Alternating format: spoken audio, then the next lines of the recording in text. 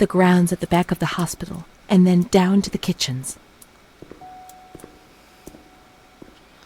The grounds at the back of the hospital.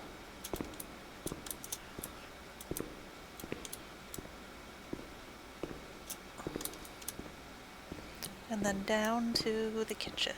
Let's see, where's the kitchens? Grounds Park is 14. I'll go back this way.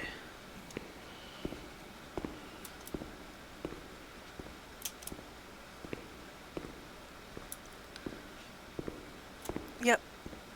This way, I think. This is the road we used to take. If it weren't for her, in the grounds on that bench in spring, so many days. It was an escape, watching nature around us as she talked and smiled. And then there were the kitchens. Sometimes we stole food and ran back to the bench to eat it in secret, and we laughed.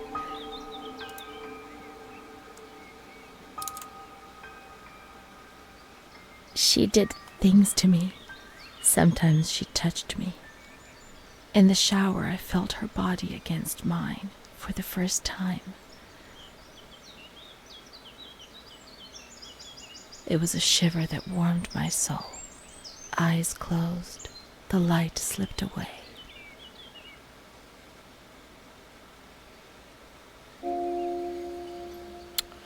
Well then. She wasn't in the system. He wouldn't let her in. That's it. She must be the key to my memories, to the reasons why. Nature helped me to forget, to escape from the system.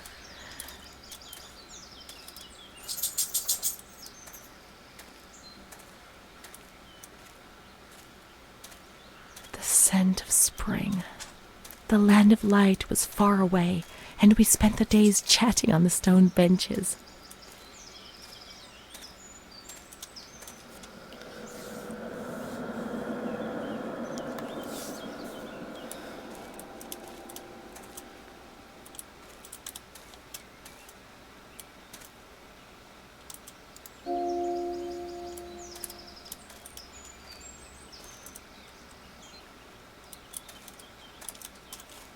Okay.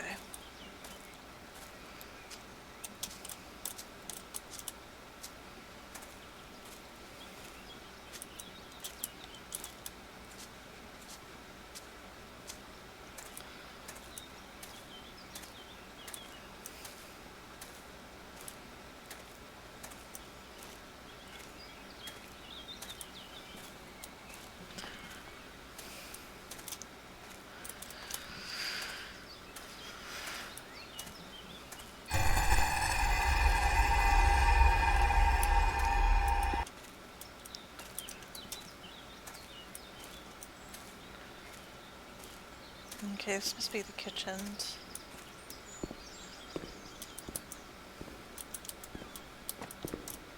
Come on, let's look everywhere. She must be here, I'm certain.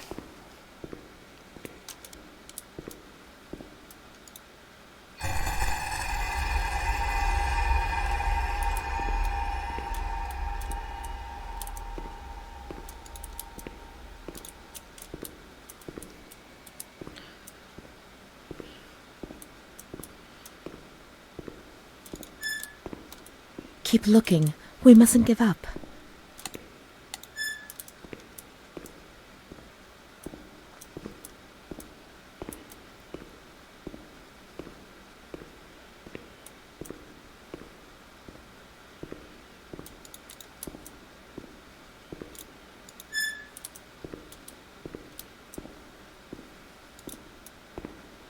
Where could she be? We've got to talk to her.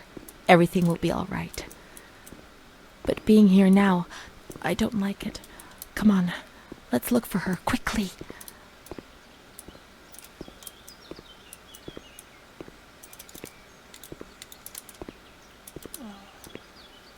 We can't stay in here too long. They'll find us. when they found us. Come on, hurry. We've got to find her quickly.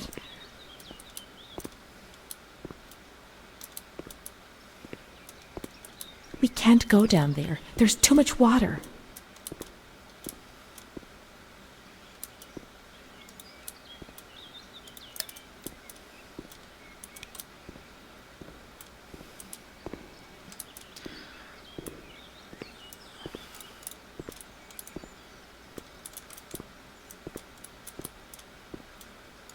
Adele, that little girl has been standing motionless in front of the kitchen door for hours. Poor thing, I gave her some candy. She ate it without a word and remained motionless. I don't think she's very well. We used to see her now and again, but now she's always there. I'm going. The doctor's not here. He's coming this afternoon. Try and speak to him.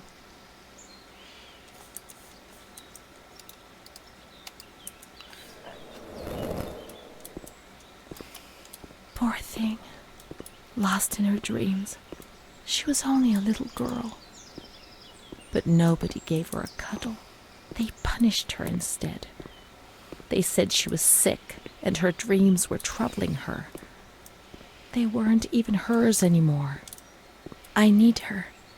But we will find her. We'll find her, won't we? When the water in the shower was cold, we ran away. But when it was hot, then she came to Renée under that cruel white light. I can still feel the shivers her body gave me. Everything must return to how it was. If we recreate that magic, she'll come to us.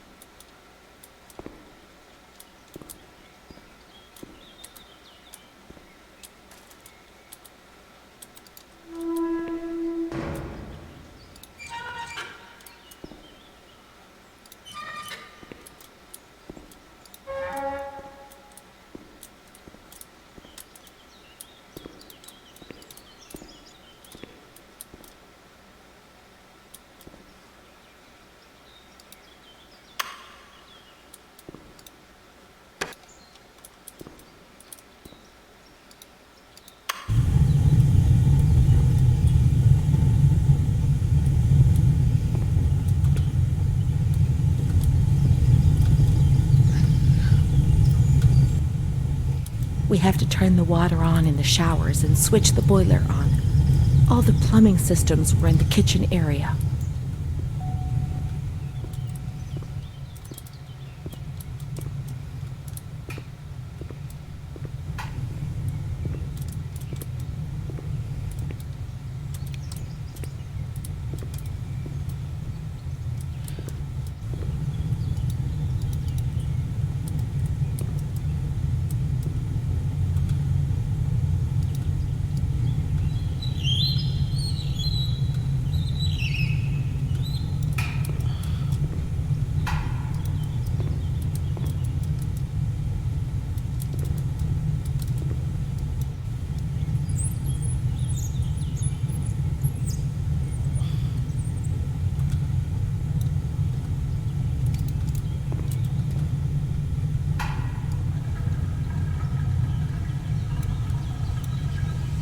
Now everything is ready. We can go to the bathrooms. We can go along that narrow corridor in the kitchens. We'll meet her in the showers, yes. Narrow corridor in the kitchens.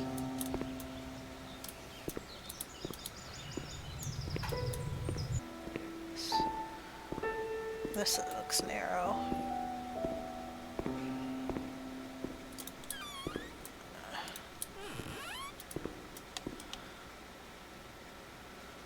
Random bike.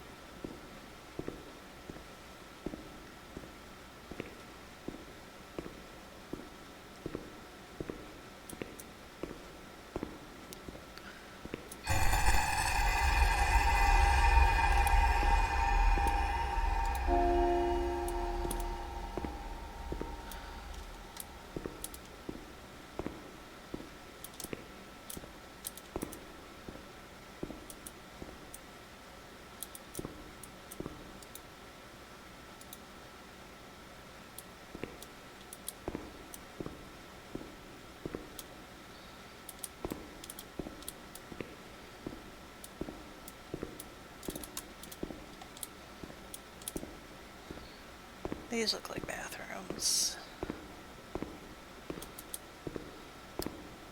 Everything's ready.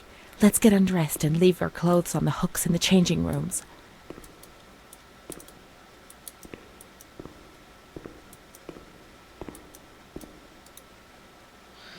I don't like where this is going.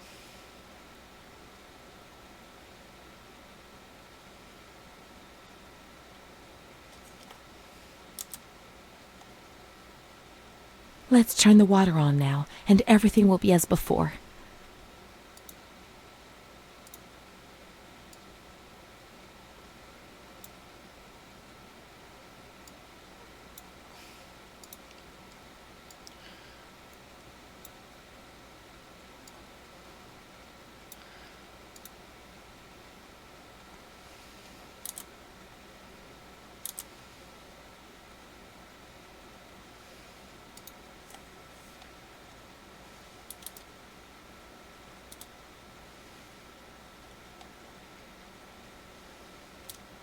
Trippy.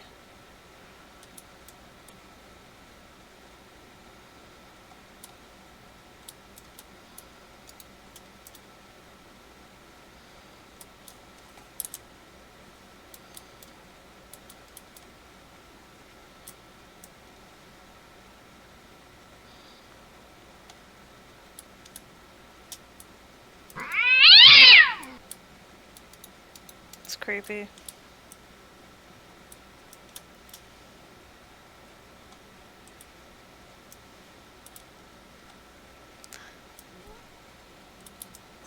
Hi, Mel. Oh. I think that's where you turn the water on.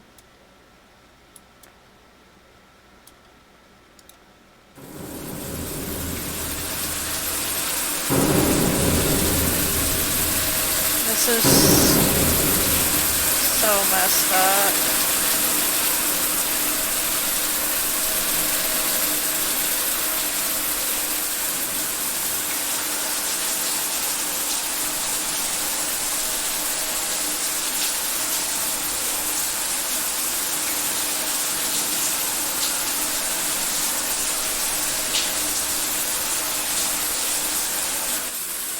Amara was everything I could have been, but she no longer existed.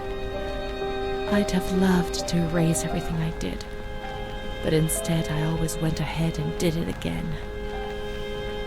It was my fault, and she disappeared from my life.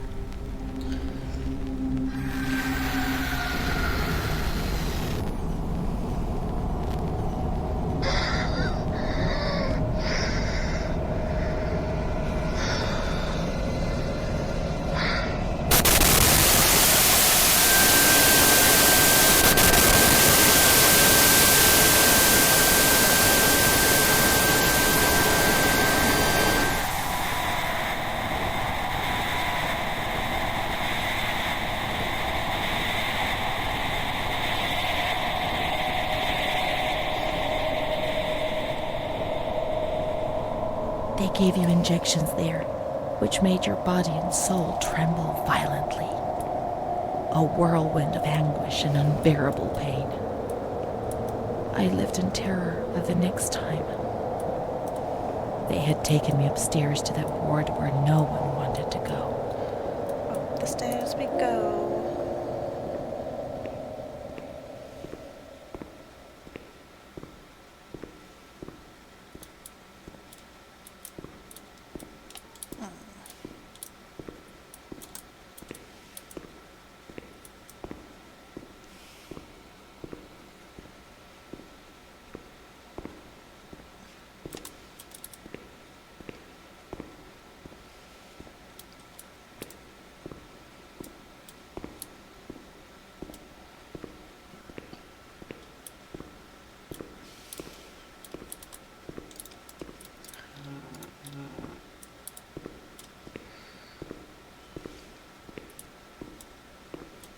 Let's look for Renee's room in the slightly agitated ward. Slightly agitated.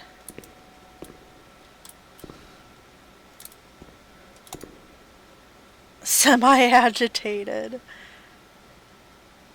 I don't...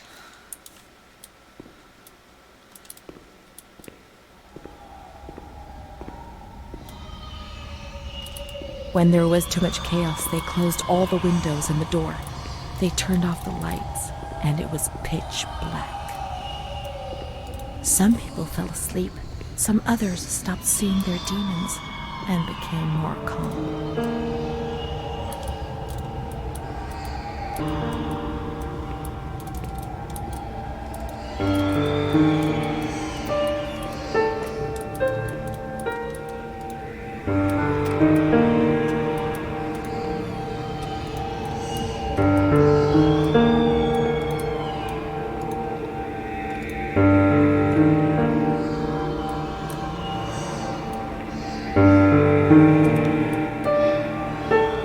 A straight jacket on you.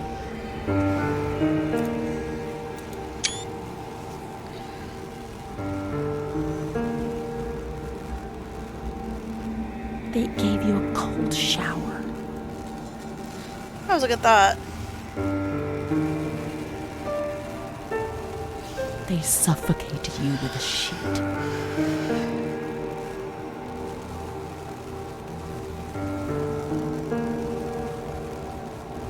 Tied you to the bed. They tied me to the bed.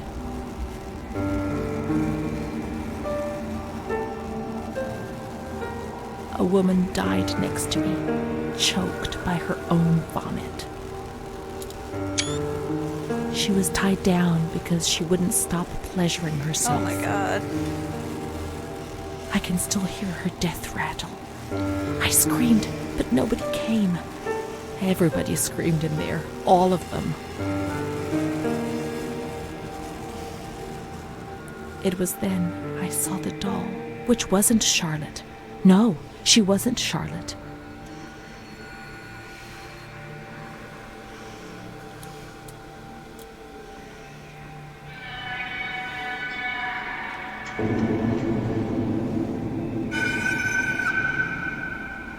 It's really creepy.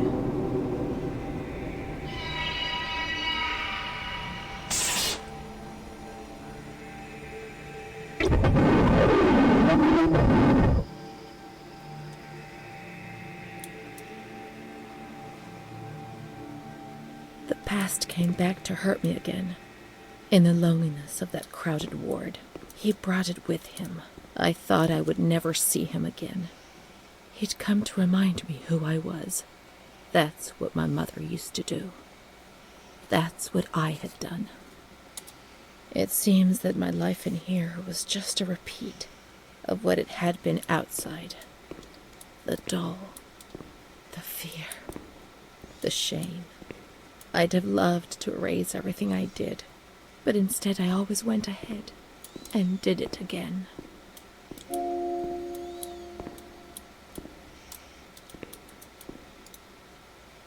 Montefoscoli, November 12th, 1939. My dear daughter, it is with great sadness that I heard what happened. Your transfer and your sufferings are a cause of great worry for me. It will take time, but you'll see, things will improve. They'll treat you and you'll get better again. I pray a lot, every day. Write to me often, and tell me if you need anything.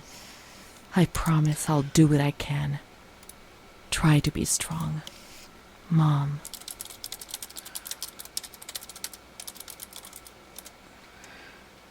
This is the last letter she wrote to me. Once I was put into this ward, I was overwhelmed by loneliness. After that medical examination, I received no more letters from Mom. Why is that man here? Why doesn't she come to see me? Did I make a mistake? It didn't seem like she wanted to abandon me. What did I do wrong? I'd like to be able to reply to her again now, to change things.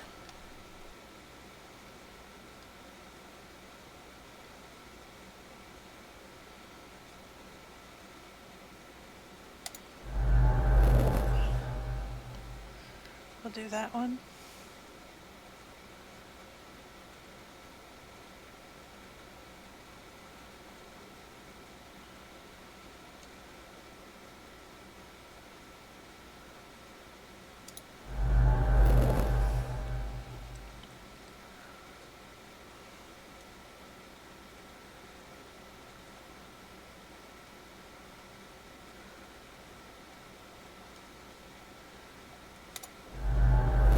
Perhaps she would have listened to me. Will she reply?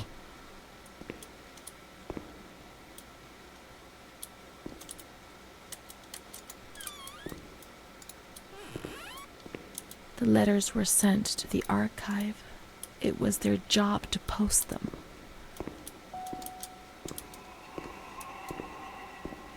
Where's the archive?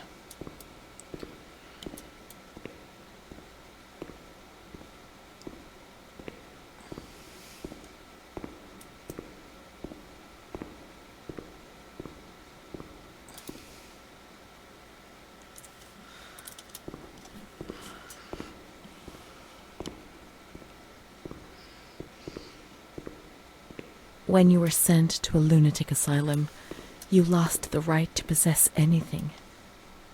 Everything you arrived with was packed up and stored here, even the clothes you were wearing, in case you were released one day, but far too many never left.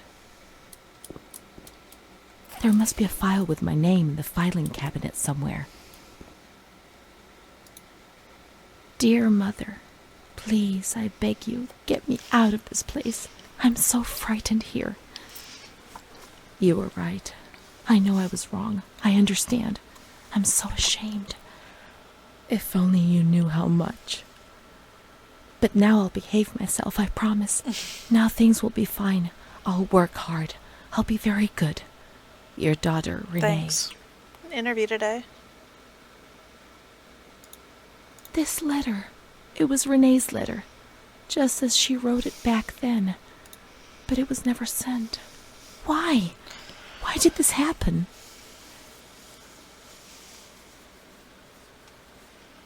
I received your letter, Mom.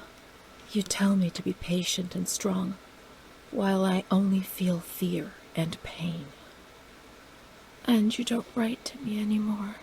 If only these words could be my soul, I'd tell you what was happening to me. The kids want to kill me.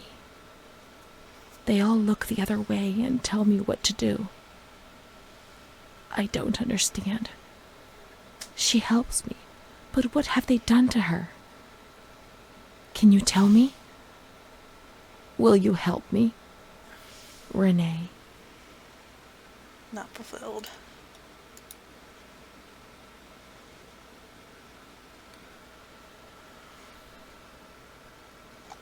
Montefoscoli, July 7th, 1940. My dear daughter, I have received no news from you. You have not contacted me in months. I'm sorry, but I don't have the money to come and visit you. Do you remember Mr. Onofrio? He'll soon be in Volterra for business. I've asked him if he would be kind enough to ask the director for some news about you. I hope he'll bring me some good news when he returns. But please write to me. I know that I was strict with you. You have to forgive me. I didn't think. I've given Mr. Onofrio a new doll for you. You told me that you lost yours, and I know you loved it so much. It's not as nice as your Charlotte, but I hope that it will comfort you nonetheless. Keep your chin up, darling. Everything will be fine, you'll see. Mom.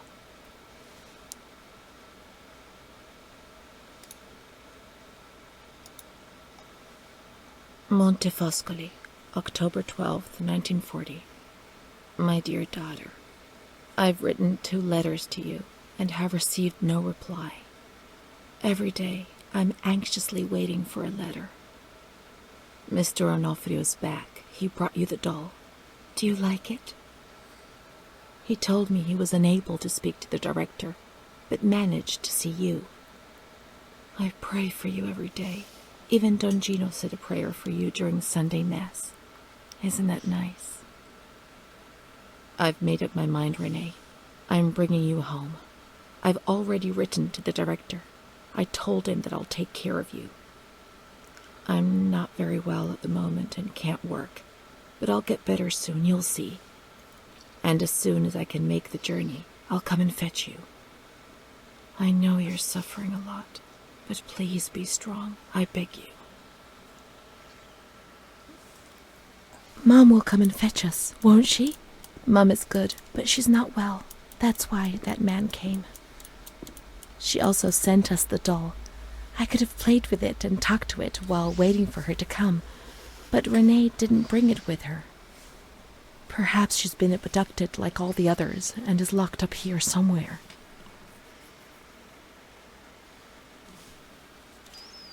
Just gotta find the doll. Let's look for the second doll.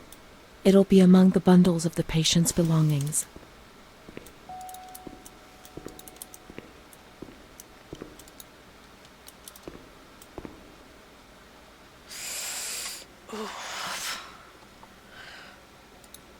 I'm trying to practice sitting longer.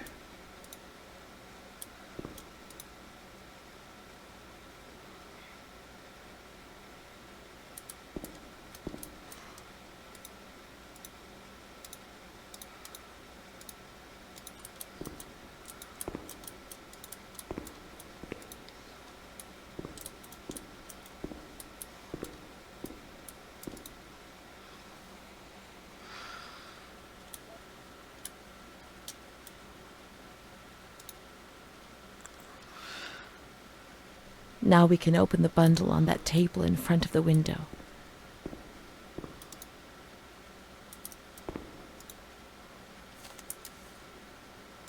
You see? Mom was good. I was bad. Mom was worried about Renée and Charlotte. I abandoned Charlotte. We've abandoned her.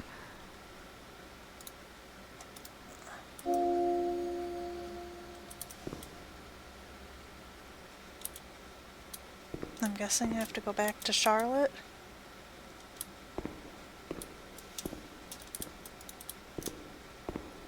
Let's look for Charlotte. We have abandoned her. Will she still be where we abandoned her, under the warm lights? Something tells me no.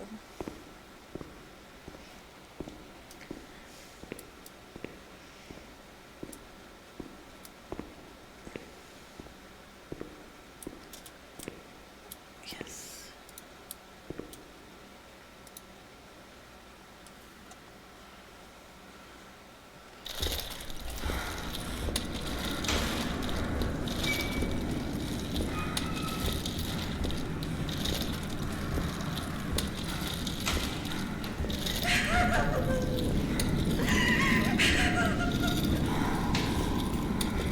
Yeah, I know.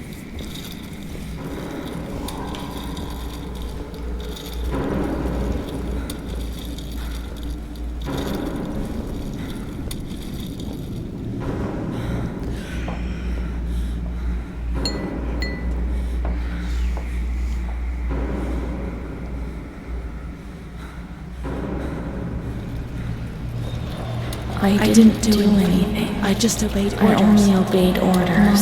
Charlotte has gone away. Mom will come and get us. She loves us, even though we're bad. Orders won't leave us alone. I didn't do anything. I only obeyed orders. Mom will come and get us now. I didn't do anything. I only obeyed orders, even though we're bad. Mom won't leave us alone. I didn't do anything. Charlotte gone away. I only obeyed orders. Mom will come and get us now. She loves us, even though we're bad. I didn't do anything. I only obeyed orders.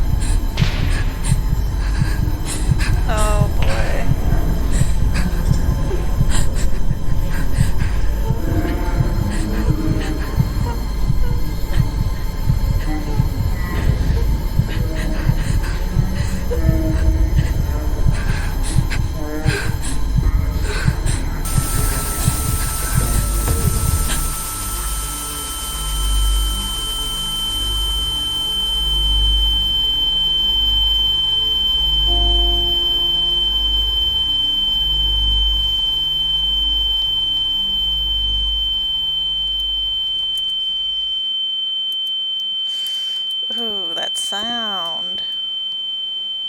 Yeah, I know.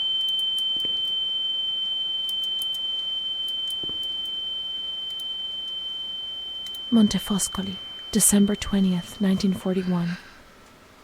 Dear Director, could you please let me know how my daughter, your patient Renée T., is getting along? I've written to my daughter several times, but have received no reply. I'm very worried, particularly as I've been ill for some time and have not been well enough to come and visit her. Please kindly let me know when it will be possible for me to bring my daughter home. Your humble servant, Ada T. Bring this letter to the attention of Dr. C so he can assess the potential discharge of the patient.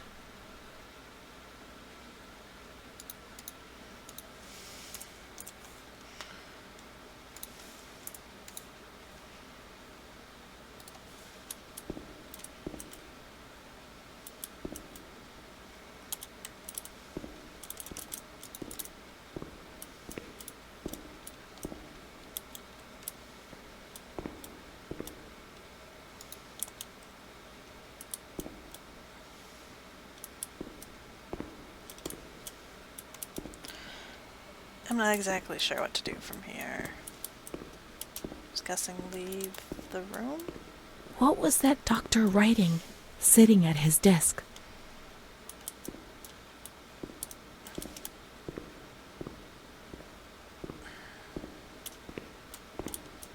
Oh.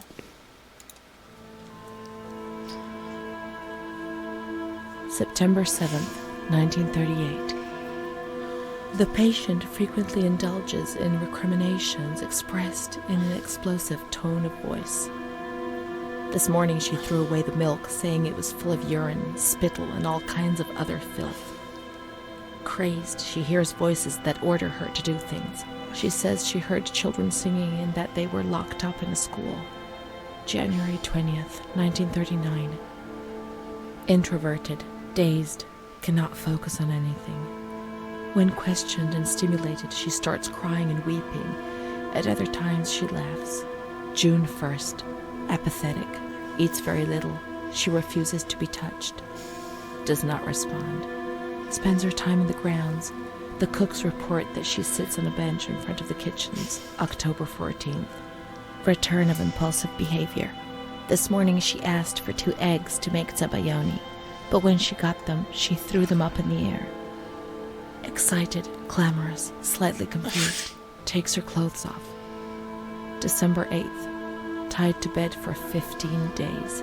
Oh my god. High-spirited, tends to make witty comments and use vulgar words. Laughs hysterically and pleasures herself. The nurses report that about 2 weeks ago she remained in the showers on her own and didn't want to leave. They said that when they took her away, she swore at them and then lashed out and bit them.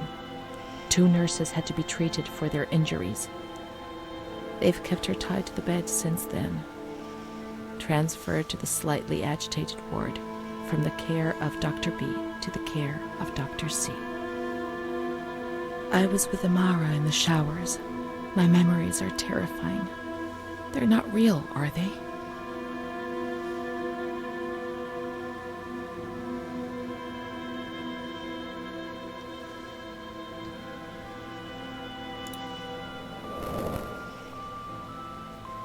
December 15th. Dr. C. Patient notes. The abnormality of her psychic state has induced her to lead a life which is irregular and tends towards delinquency. Of fickle and flighty character, she regularly discards her household duties and engages in occasional prostitution. Prostitution? No one would have ever believed a lunatic, let alone a lunatic who lives in the worst sort of sin.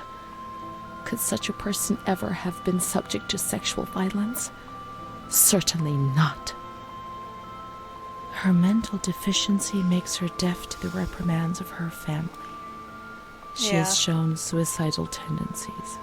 She was brought to the ward yesterday, agitated and hysterical. Treated with cardiazol, 2 injections a week for 5 weeks. They were only trying to confuse us with the therapy, and my God, they succeeded. It was as if they wanted to instill the madness into us.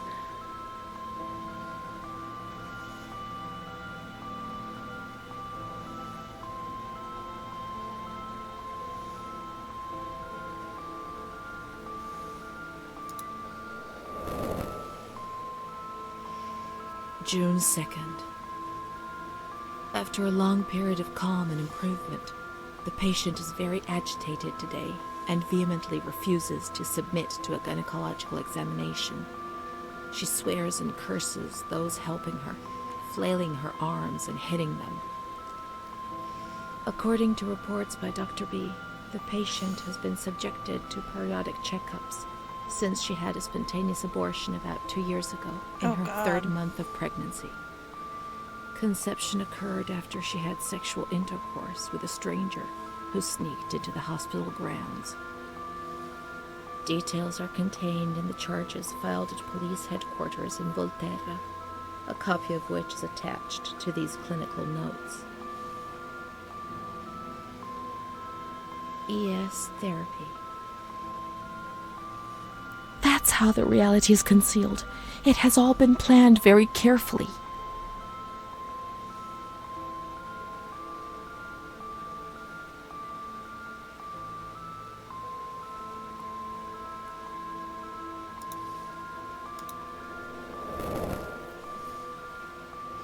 June 13th. The nurses report that she descended into a state of great mental confusion after receiving her mother's letter. She threw her soup over another inmate because she was very anxious, and then punched a nurse. Impulsive, flails about her. She rails against the doctor in vulgar terms while he is examining her, lashes out and spits. Block all correspondence to give the patient no further reason to become agitated. August 20th, tied to bed. The nurses report that the patient is extremely agitated after the visit of a relative or family friend. 2 days later, she is still shouting all the time that he commands her, that she must obey and harm herself, and that she is not Charlotte. All visits forbidden, constrained to bed, and intensification of ES therapy until we achieve results. No contact with the outside. Wow. That way nobody knew what was happening within these walls.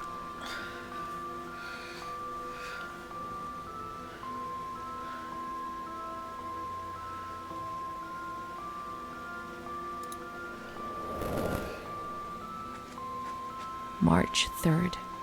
Alert, correct attitude, replies when questioned. The nurses report that the patient is calm, she washes and looks after herself. She affirms the existence of a certain Amara. She says that Amara is a patient who disappeared when she was moved to this ward. No confirmation. Probably a regressive hallucination. Evaluate transfer. Did I imagine Amara? That's not possible. She was there. I know she was there. I feel it. She must have left some traces of her presence.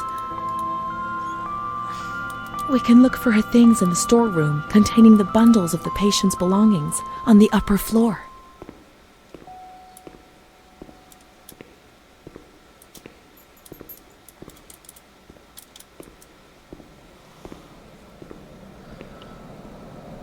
This is getting messed up.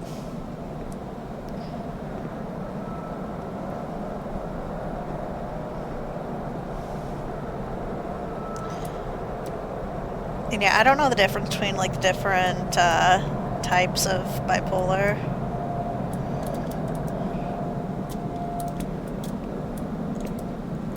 Oh, why can't I go?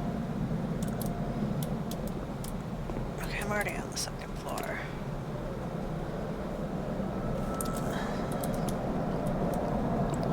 This way, I think. Yeah.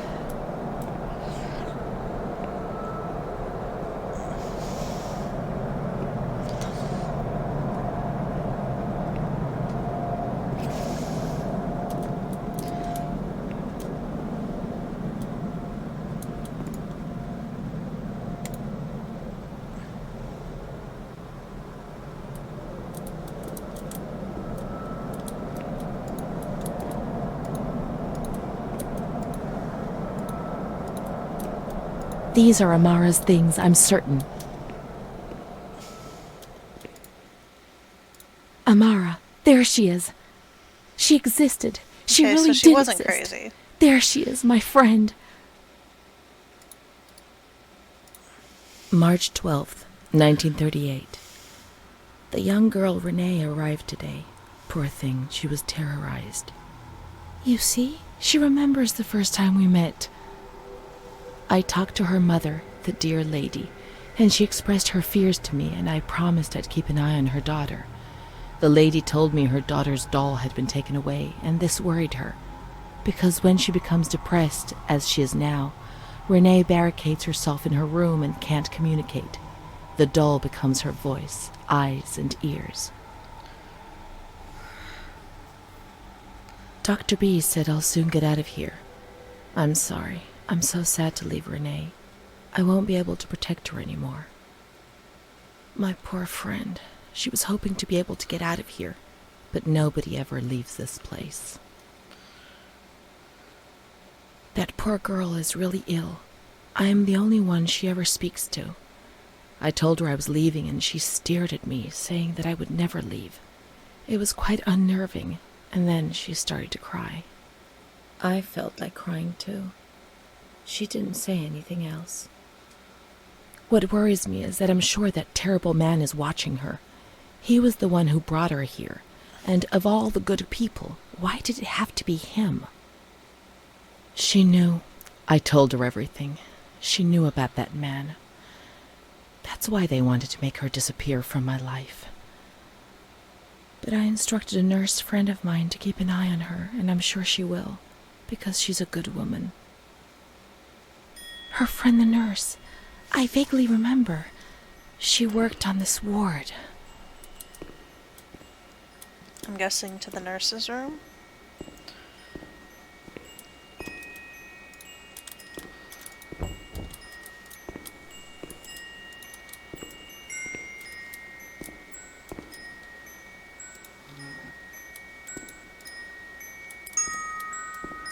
She worked mostly in the Marigliano pavilion. Let's get out of here and find that pavilion. Renée was alone here. Charlotte had abandoned her. And without Charlotte, Renée couldn't communicate with the outside world. Mother knew that.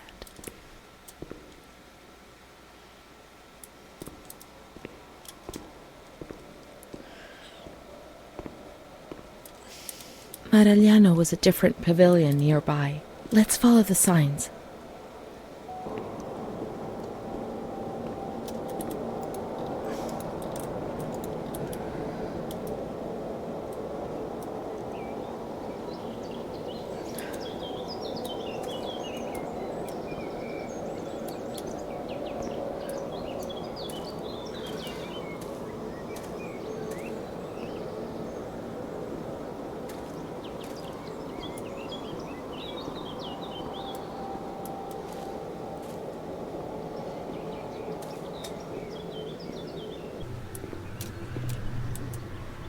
Okay, that way. Wrong direction the first time.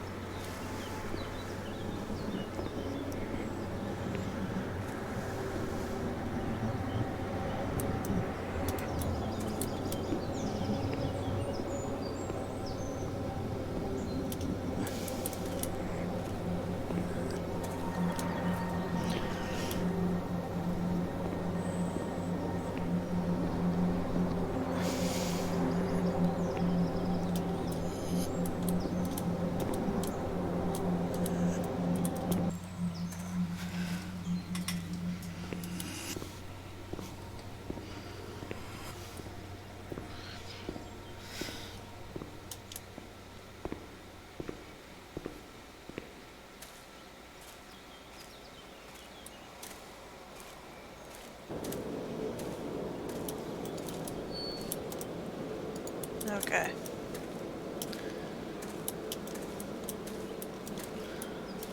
That's a bit creepy. She's kind to everyone, even me. I felt a little better when I saw her. The sick children laughed and played with her. Not even they could frighten me. Don't annoy Renée. She's a princess here. Didn't you know? She told stories. She said there was a war out there. But they stared at me and frightened me.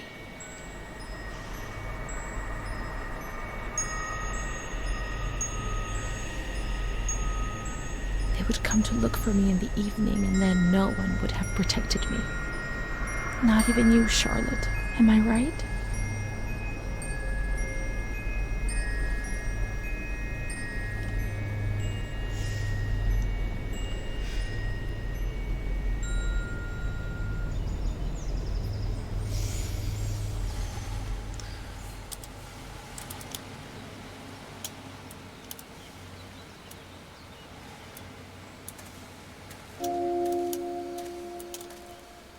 Okay, chapter 12. I think this is the last one.